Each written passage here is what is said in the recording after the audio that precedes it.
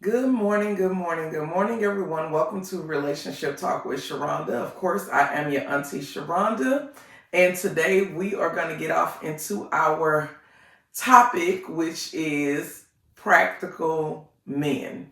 Of course, I'm always paying attention to dating trends, what it is that everybody's looking for, and when I'm talking to women across the board, typically the women that I'm talking to a lot of them are business owners. A lot of them have really created a great life for themselves.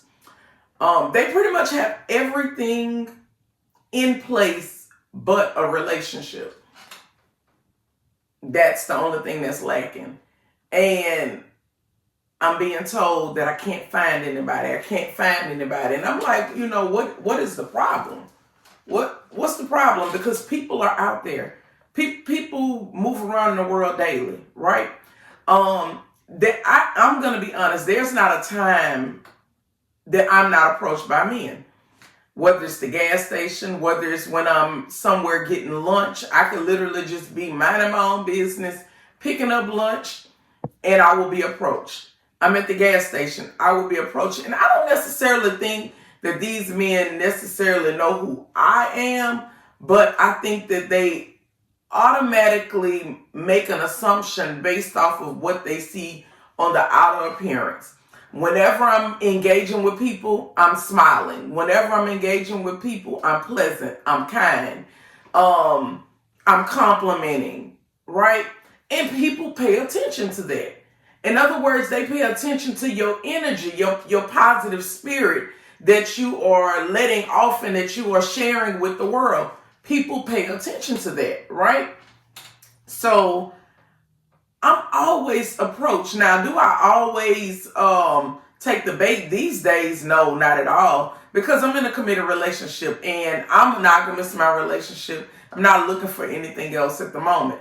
However, if I was a single woman, then I don't necessarily see a problem with giving these men and I'm not saying that everybody gets a date, right? But I don't see a problem with giving these men a conversation. Let me say that, right? But what I'm finding is with most of the women that I'm talking to, they are automatically judging these men based on their occupation and income wise, what they can bring to the relationship, right? For starters, I do believe that as women, especially at my age, right, we should be self-sufficient and we should be able to take care of ourselves, right? In other words, I ain't looking for a certain type of help. And I think that's where I'm different when it comes down to a lot of women.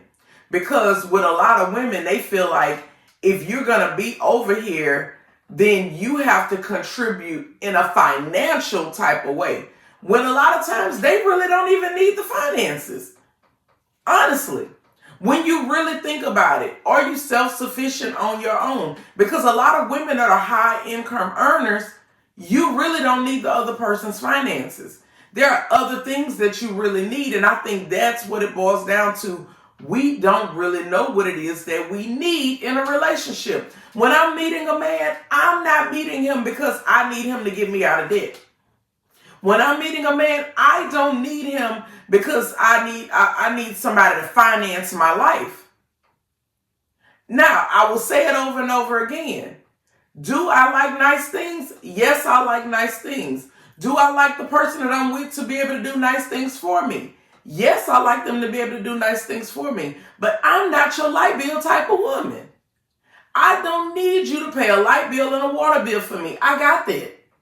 I got that under control, right? So let's talk about it and let's talk about practical men because I personally believe that practical men get overlooked, right? You got women and they say, okay, I'm a high earner, right? And I'm looking for a man that is a high earner. And most times when we're speaking of men being high earners, we're saying we're looking for somebody that's making $100,000 a year or better. That's the facts, right? Well, let me inform you something, ladies. Let me inform you of something. Let me make it clear to you. A lot of our men do not make six figures. Do they make in the 60s, 70s, 80s? Yes.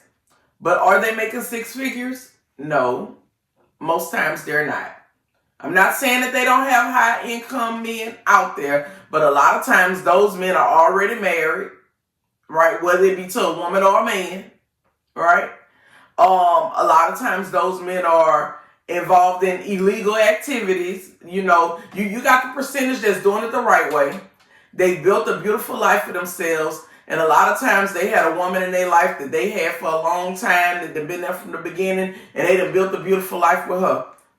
And they're a high income earner right now, right?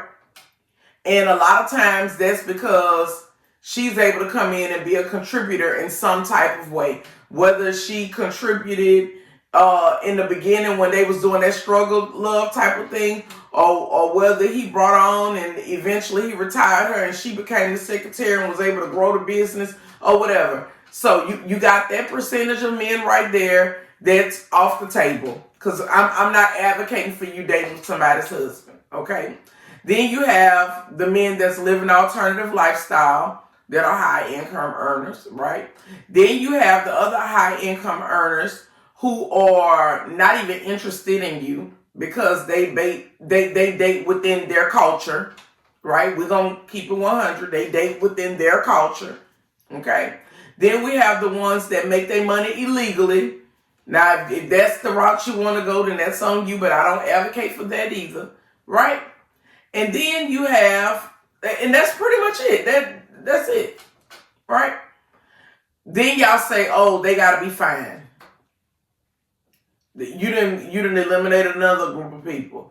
Then you say, what they got to be? Fine. They got to be a certain height. They got to be taller than you.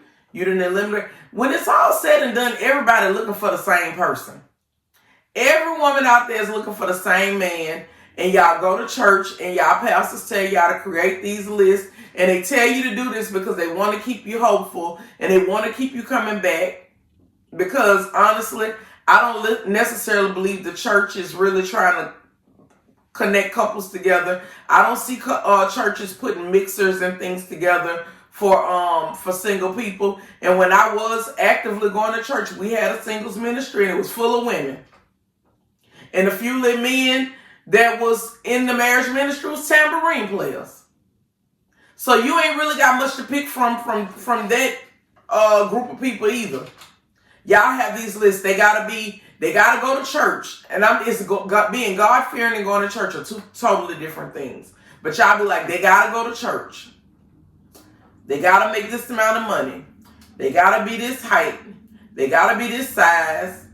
They gotta be able to do all of these different things. And you just keep narrowing the list and narrowing the list. And before you know it, you've eliminated a group of men that are perfectly good men in character.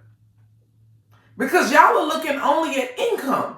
And when I date your character, not your income. Now, am I saying that you have to be with somebody broke, busted, and disgusted? Not saying that at all. Am I saying that you got to be with the person on fries at McDonald's? I'm not saying that either. But they have a lot of really great men who are blue collar workers, who are not necessarily white collar workers, who are doing very well for themselves, and they are self-sufficient and they can take care of themselves, right? And they can meet you in the middle when it comes down to having a good time and having fun. But can they finance your whole life? Sometimes no, they can't. Can they get you out of debt? Sometimes they can't. Sometimes the things that you are looking for, can they take you on a trip every other month? Sometimes they can't. But it does not mean that they're not good men. So let's talk about practical men and the characteristics of practical men, okay? I have found that practical men are grounded, they're realistic, they're really good problem solvers, they are resourceful, they have adaptability, meaning that they adapt to situations well, they have loads of common sense, they value facts and results. Some of the other things that I've noticed with them, especially when we're looking for a practical man that we want to consider to be a good man comes with certain things, and that's integrity empathy. They're honest, reliable, respectful, responsible, and they're kind. Right? I'm going to read this. A good man is typically characterized by traits like integrity, kindness, respect for others, honesty, taking responsibility for his actions, empathy, emotional intelligence, a sense of justice, a desire to be a positive influence in his community, essentially acting with a strong moral principles and treating others with consideration and fairness. That will be considered a good man. Nowhere in there did they say that this man had to be rich, wealthy, and all of these other things that women like to put in there.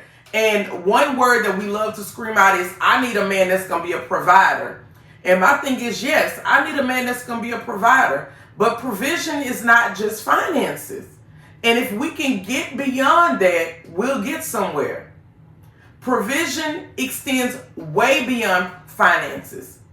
Way beyond that. Because what I have learned in my adult life is there are a lot of men out there that make money. Right? But they are not necessarily the most moral people, meaning that they don't have a moral compass. They're not kind. They don't walk in integrity. They treat you like you're replaceable. They go out there and they do really ugly, mean, nasty things to you, and then they buy you something to shut you up.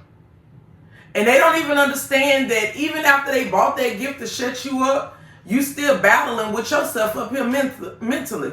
You still beating yourself up every day because you saying, how did I get here? Yes, I like these nice things that this person is being able to, that they're able to do for me. But guess what? I'm selling my soul in the process. I'm not even proud of who I am in the process. So my question to you is, when it comes down to it, who's really settling? Because I know a lot of people that are with men that make money, and they're very unhappy. They're very unhappy. I'm going to leave it at that. I don't want to feel like I got to compromise on certain things. So for me, I will much rather a person that's practical, who can take care of themselves, who can meet me in the middle when it comes down to having a good time. And I'm talking about people that are dating. I'm not talking about people that are married, y'all. I'm talking about people that are dating, right? Who can meet me in the middle when it comes down to having a good time. Who can pour into me in all types of areas of my life. Because one thing about me as an adult, I got me financially. I was able to do that for myself, right? So I don't ever feel like I got to sell my soul because somebody going to pay a light bill for me. But in the same breath, they'll dog my ass out and tell me how I ain't shit and how I ain't got it together and how I'm a bum bitch and how they ain't shit without me and how I need to pay homage and all of this other bullshit. Practical men are winning and they're being overlooked because everybody got their eyes on the man that's shining and all of this shit that's glittering. Everything that glitter ain't gold. My mama told me that a long time ago. Practical men, a lot of times they gonna drive a vehicle that's paid for. A lot of times they gonna have a house and it ain't gonna necessarily be a 2,500, 3,000 square foot house. But it's gonna be a home that's decent. A lot of times it's gonna be in a decent neighborhood. But it ain't gonna be on the other side of town. And there's nothing wrong with wanting the best things for yourself. I'm not saying that. But what I'm saying is a lot of us provide the best things for ourselves. And the only thing that we're lacking in life is our love life. Right? So if you've provided the best things for yourself, I don't understand why it is that you need somebody to come in and provide what you already provided for yourself. When me and Cleve was talking, the one thing that he was saying is, he was like, Sharonda, I don't need another me. He was like, I don't need someone that's just like me. He was like, I need somebody that's completely different. Because I don't need another me. And a lot of y'all are looking for another you, and you don't need another you. You don't. So I urge you to take a look at your life and pay attention to what it is that you actually need, right? And go from there. You all be blessed. You all enjoy the rest of your day. Make sure you like, share, and subscribe.